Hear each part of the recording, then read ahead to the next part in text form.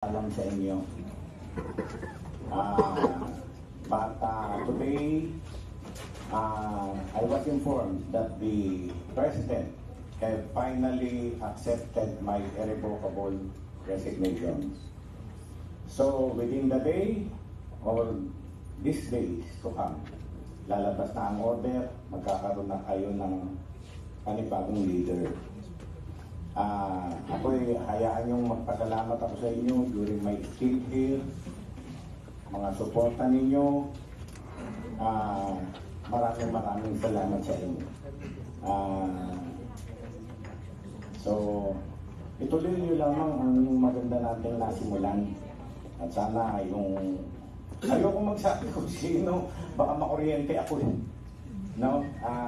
But definitely, an order will come out within the day, tomorrow, or basta within the week.